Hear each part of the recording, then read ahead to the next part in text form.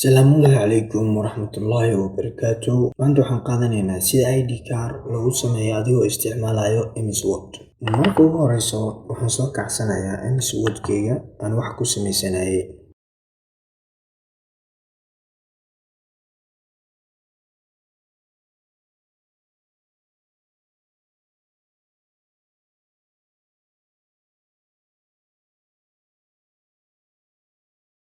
Marka MS Word-kaada soo kacsato waxaad ku dhufanaysaa Insert Tab, kadibna waxaad ka dooranaysaa meesha ku qoran tahay Shape, kadibna waxaad soo qaadanaysaa shape-kay ku qoran tahay Rounded Rectangle. Kadib marka aad soo qaadato waxaad keensanaysaa halkaani adigoo markaa la ekaysiinaya intaad u baahan tahay. Shape-ka markaad soo geliso halkaani waxbaa dhexda ugu jira. Sidee lagu qaadaya marka wax dhexda ugu jira? Waxaad ka dooranaysaa Shape, Fill, kadibna waxaad daysaa No Outline-ka ka qaad. Sidaas la mid ah haddaad u baahan tahay calaamadda wareegga ama waxa loo yaqaan outline-ka inaad midabkeed ka beddesho, waxaad ku dhufanaysaa Shape Outline, kadibna midabyadani midka adigu aad jeceshahay ayaad ka dooranaysaa oo waxa kuu soo baxaya marka midabka adigu aad xiisayso inaad ka doorato meesha.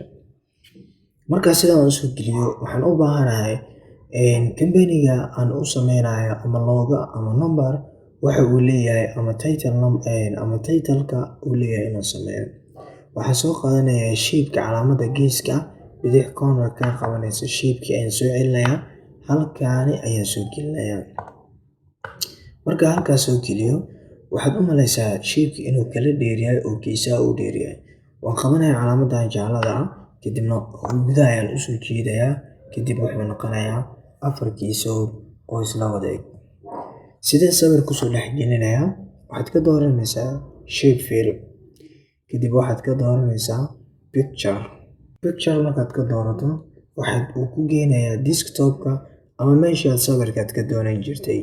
Anigu hadda sawirkayga wuxuu yaalaa desktop-ka, wuxuu ku dhex jiraa folder-kan ID card ah.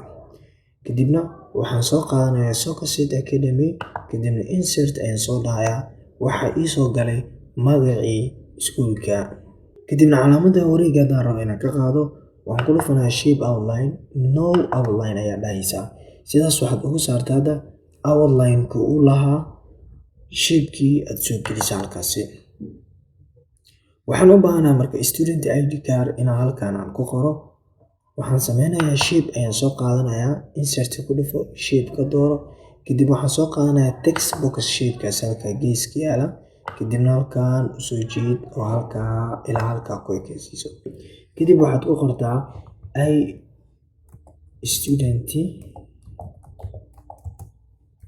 Student ID card, kadibna select garee, Control E taabo si dhexda uu kugu geeyo.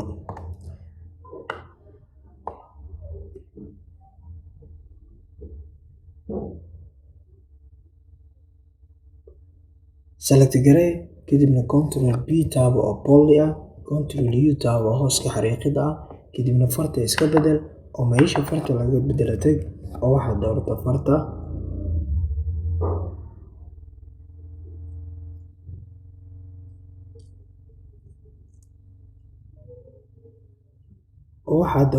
New Roman Times-ka. Kadibna xoogaa yar farta weynayso oo farta ku dar. Waxaan rabaa marka hadda calaamadda wareegga inaan ka qaado. Calaamadda wareegga double click ku sii, Shape Outline ka dooro, No Outline ka dooro. Sidaas hadda waxaan uga qaaday wixii outline-ka ah. Laakiin waxaan rabaa color-ka inaan isku ekaysiiyo maadaama color madow iga soo galay. Waxaan tagayaa meesha ku qoran tahay Home tab-ka, kadib waxaan ka dooranayaa meesha A-da ay ku qoran tahay, kadibna fartii ayaan dooranayaa midabkeeda. Waxaan sameysanayaa ID card-ka. Waxaa laga baahan yahay sawir. Sawirka waxaad u soo qaadanaysaa shape-kan oo rectangle-ka ah. Sawirka marka haddaad rabto halkaan ayaad saaran kartaa. Haddaad rabtona halkaan ayaad saaran kartaa. Company-yadu ama iskuuladu waa kala choice. Hadba ninba dhanka u rabo ayuu sawirka saartaa. Ama bidix ayuu geeyaa ama midig ayuu geeyaa. Taa wax micno ay keenayso malahan.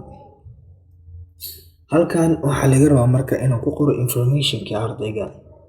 Waxaan soo qaadanayaa shape la yiraahdo Text Box. Kadibna halkaan ayaan imaanayaa, ayaan ku jiidanayaa Text Box-kayga.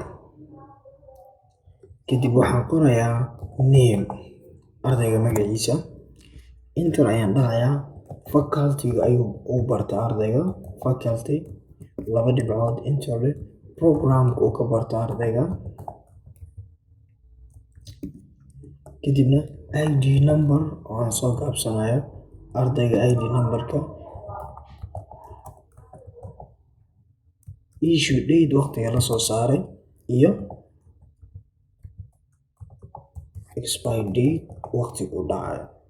Hadda meeshaan marka waxaa ka jiro waxba iga qarsan. Waxaan sameynayaa marka shape-kan ayaan gadaal u sikinayaa. Shape-kaas ayaa waxaad u sikinaysaa gadaal. kadibna shape-kan ayaa waxaad ku darsanaysaa xoogaa yar ayaa kor u sikinaysaa. Hadda waxaad dareemaysaa inay kuu soo baxeen wixii dhan. Waxaan buuxinayaa marka qofka magaciisa oo waxaan dhahayaa magacu waa Sokosid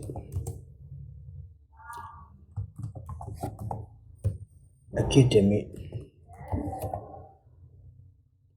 Faculty-gu barto waa Computer Science. Programka ka barto waa IT.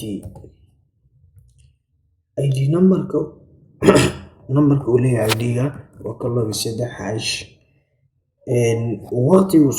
Waqtigu soo baxay waxaan kusoo gelinayaa maanta ayaan ka dhigayaa ay taariikhdu tahay. Waxaan qabanayaa Alt Shift D waxaa ii soo galayso taariikhda waqtiga maanta la joogo guarantee date ayaa la yiraahdaa. kadibna haddana waxaan gelinayaa waqtiga uu dhacayo.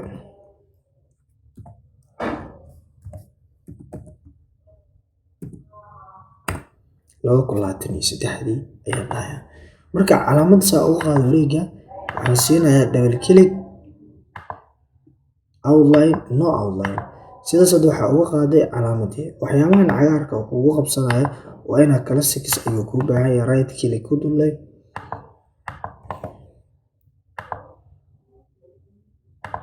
Sokosid ma yaqaan asaga oo magacyo kale ayuu u yaqaanaa.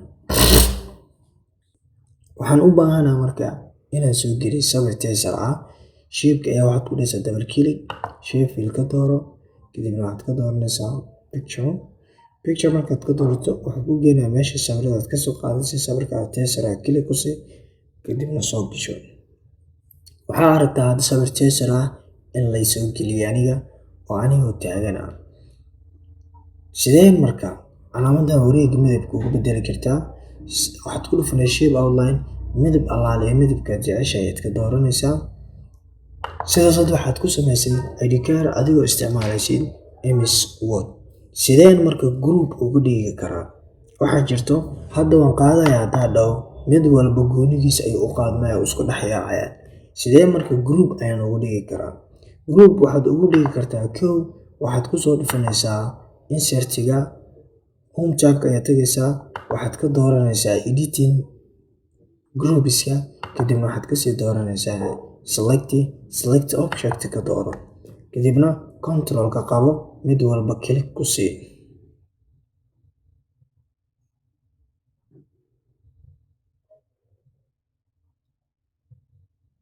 marka mid walba aad select garayso keyboardkaada wuxuu leeyahay button yar ee option la yiraahdo. kadib buttonka taabo oo buttonka yar aad ka arkaysid shaashada ayaa waxaa loo yaqaanaa button option. kadibna waxaad ka dooranaysaa group. kadibna group ayaad ka dooranaysaa. hadda marka aan rabo inaan qaado ID card-kaani click ayaan ku siinayaa. waxaad aragtaa hadda waa group oo kalama harayo oo isla soconaya.